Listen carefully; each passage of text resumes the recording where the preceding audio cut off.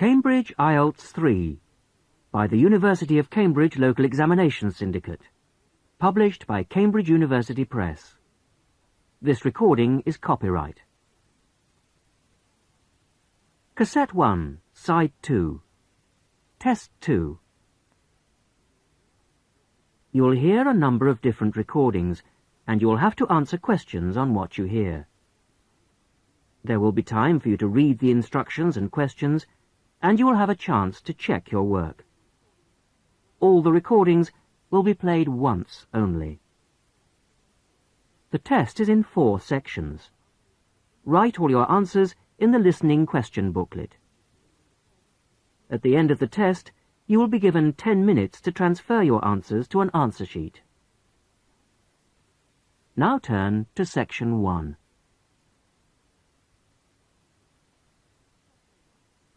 Section 1.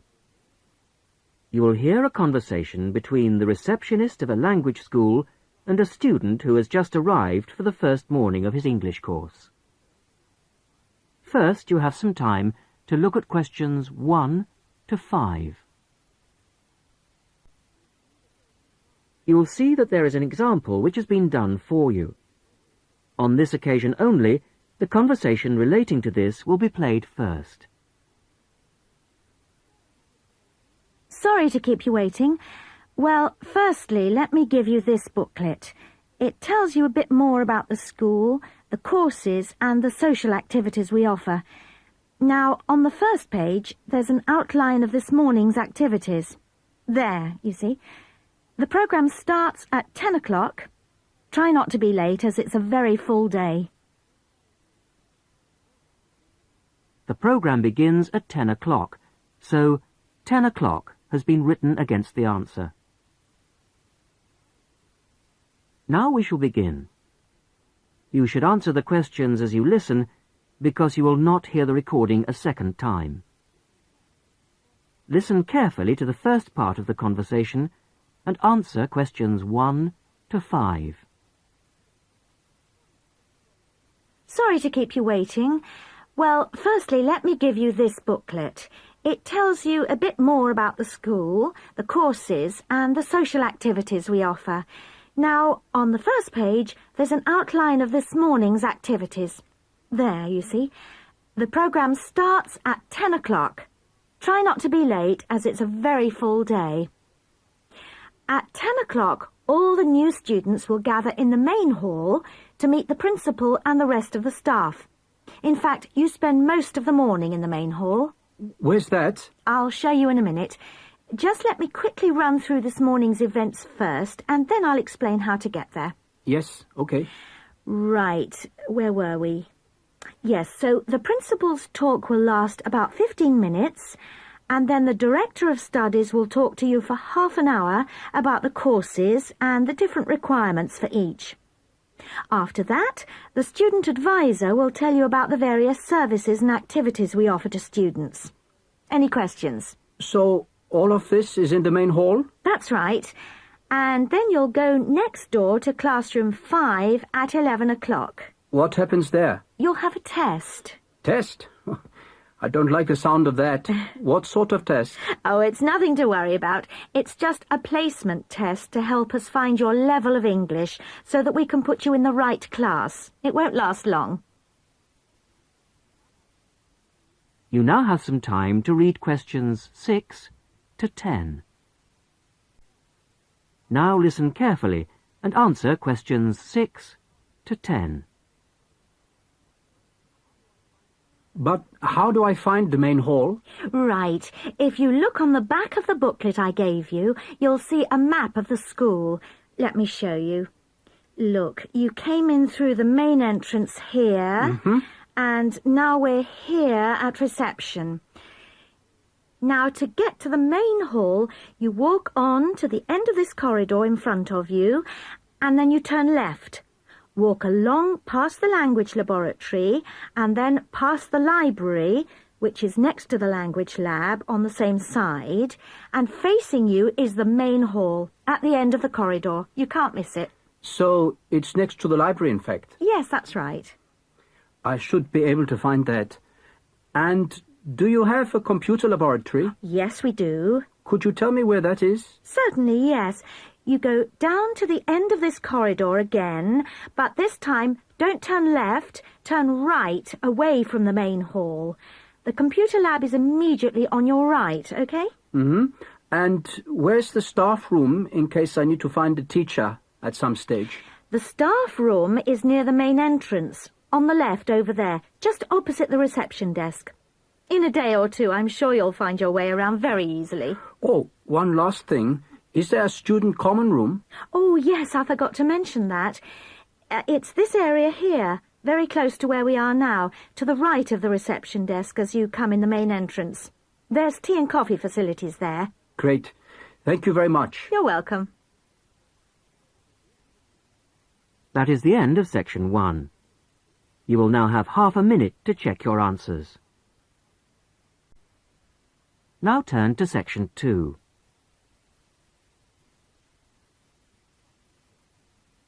Section 2. You will hear a talk given to new students about a university advisory service. First, you have some time to look at questions 11 to 15.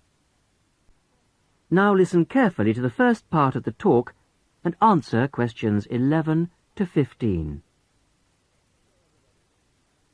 Hello, everybody, and welcome to this informal meeting about the University Helpline. The helpline was set up 10 years ago by the Students' Union, and it aims to provide new students to the university with a service that they can use if they need information about practical areas of student life that they're unfamiliar with.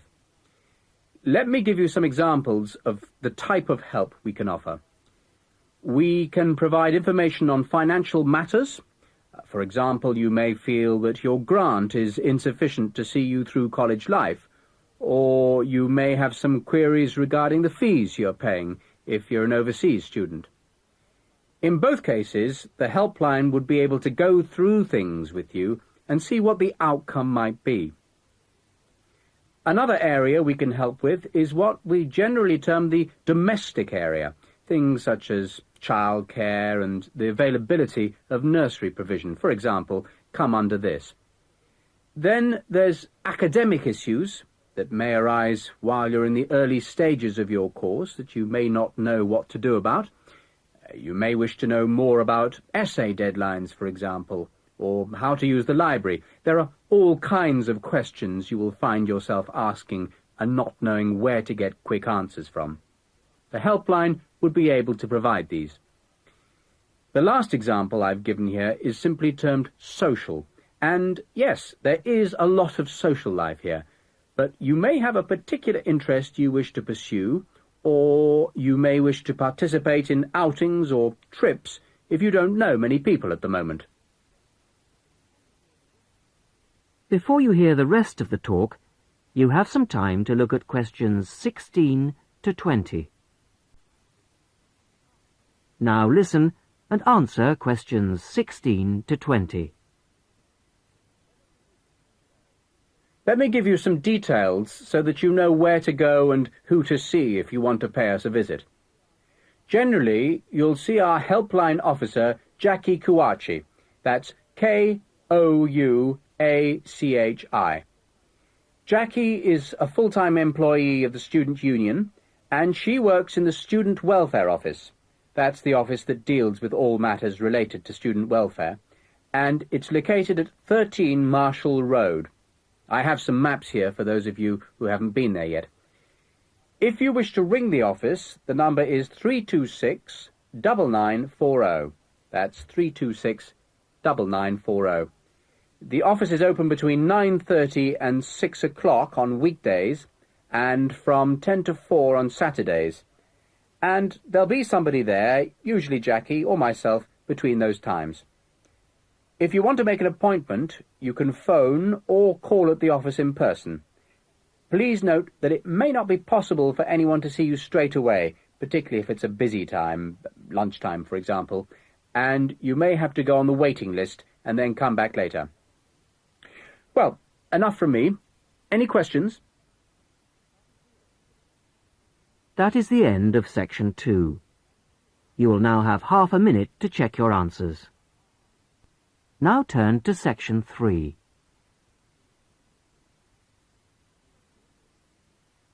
Section 3. You will hear the beginning of a tutorial on a business studies course. The tutor is discussing job interviews with two students, Muriel and Dave. First, look at questions 21 to 24. Now listen carefully and answer questions 21 to 24. Good morning. Good morning. Morning. So, we've looked at various aspects of staff selection this term, and I think by now you should be beginning to see how much more there is to it than just putting applicants through a short interview or asking the right questions. Yeah, absolutely. So, I think you should be ready for today's tutorial on matching the person to the job. We're going to talk today about the importance of choosing that all-round right person. Right, so we have to put ourselves into the role of the manager or supervisor. Yes, and then we're going to imagine how different applicants would fit into the team or group they have to work with. We'll look at some examples later. It's just theoretical at the moment. Yes. The point is, you can select someone, even a friend, who has all the right qualifications, degrees, certificates, whatever. You can also check that they have a lot of experience, that they've done the sort of tasks that you want them to do in your office already, in a similar environment. But if they start work, and you realise that they just don't get along with everybody else, that, say, they've got sharply contrasting views on how something will work, well, with the best will in the world, you may be backing a loser.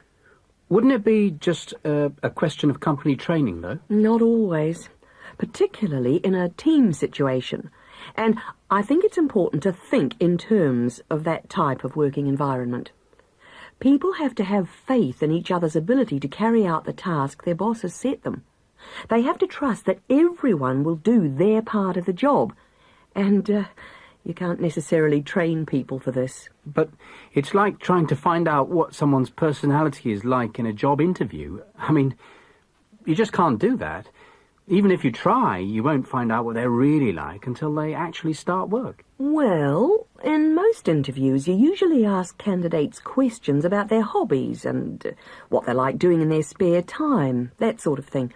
So, employers are already involved in the practice of, well, doing part of the task. But it doesn't tell you anything. It doesn't tell you if they're easygoing or hate smokers or whatever. Well, arguably it does give you a bit of information about an applicant's character. Now look at questions 25 to 30. Now, as the tutorial continues, listen and answer questions 25 to 30. Well, arguably it does give you a bit of information about an applicant's character, but also more and more employers around the world are making use of what are called personality questionnaires to help them select new staff. And What's it called? A personality questionnaire. They have to be filled out by the candidates sometime during the selection procedure, often just before an interview. The idea is actually quite old. Apparently they were used by the ancient Chinese for picking out clerks and civil servants, and then later they were used by the military to put people in appropriate areas of work. They've gained a lot of ground since then, and there are about 80,000 different tests available now, and almost 2/3 of the large employers use them. Which makes you think that there must be something in them. That's right. They ask the sort of questions that you might expect, like, do you like working under pressure, or are you good at keeping deadlines? And what if people can see through them and just write what they think the employer wants to see? Well, that's always a possibility. I mean, it's human nature to lie, isn't it? Well, that's the point. Apparently it isn't. These tests are compiled by experts, and they believe that the answers can provide a few simple indicators as to roughly the type of person that you are. But people will generally be truthful in that situation. And then you can go some way towards finding out whether someone's, say, forward-looking, a go-ahead type of person, or resistant to change. Yes, and there are all kinds of other methods which can be...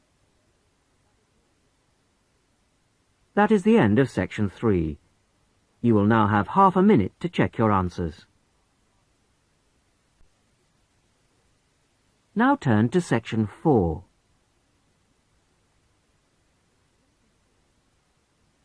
Section 4. You are going to hear a talk given by a student to a tutor and a group of fellow students in a seminar. First, you have some time to read questions 31 to 34. Now, as you listen to the beginning of the talk, answer questions 31 to 34. Right. Are we all here? Okay. As you know, today Vivian is going to do a presentation on the hat-making project she did with her class during her last teaching practice. So, over to you, Vivian. Thanks. Mr. Yardley has asked me to describe to you the project I did as a student teacher at a secondary school in London. I was at this school for 6 weeks, and I taught a variety of subjects to a class of 14-year-old pupils. The project I chose to do was a hat-making project, and I think this project could easily be adapted to suit any age. So, to explain the project. After we'd done the research, we went back to the classroom to make 2 basic hat shapes using rolls of old wallpaper. We each made, first of all, a conical hat by, well, if I show you now, cutting out a circle and then making 1 cut up to the centre and then, overlapping the cut like this. A conical hat that sits on your head. The other hat we made was a little more complicated. First of all, we cut out a circle again, like this. Then you need a long piece with flaps on it. I've already made that bit, which I have here. You bend the flaps over and stick them with glue or Pritt stick to the underside of the circle, like this. Again, I've prepared this so that I don't get glue everywhere. The pupils do, of course, so you need plenty of covers for the table. And there you have a pillbox hat, as in pill and box. Now, variations and combinations of these 2 hat shapes form the basis of the pupils' final designs. Now you have some time to look at questions 35 to 40. Now listen and answer questions 35 to 40. The next stage of the project was the design phase, and this involved, first of all, using their pages of research to draw a design of their hat on paper. That's the easy part. They then had to translate their 2-dimensional design into a form to fit their head. I encouraged them to make a small-scale 3-dimensional hat first, so that they could experiment with how to achieve the form they required. And I imposed certain constraints on them to keep things simple. For example, they had to use paper, not card. Paper is more pliable and easier to handle. They also had to limit their colours to white, grey or brown shades of paper, which reflected the colours of the buildings they were using as a model for their hats. And they had to make sure their glue didn't show. Well, it was very enjoyable. And just to give you an idea of what they produced, I brought along 3 hats to show you. This one here is based on a circular stairway in an old building in London. It uses 3 pillbox hats, one on top of the other. This was designed by Teresa. Here's another one that has a simple strip going round the base of the hat, but has then gone on to add strips of paper that come out from the base and that meet at the top of the hat, rather like a crown, making a fairly tall hat. This was made by Muriel. And lastly, There's a combination of the pillbox or single strip around the base, and then the conical hat shape on top to form a castle turret. This was made by Fabrice, and there are many more that I could have brought. Thank you, Vivian. That was most interesting. Now, what we can learn from this is that... That is the end of section 4. You will now have half a minute to check your answers. That is the end of the listening test. In the Ielts test, you would now have 10 minutes to transfer your answers to the listening answer sheet. That is the end of side 2.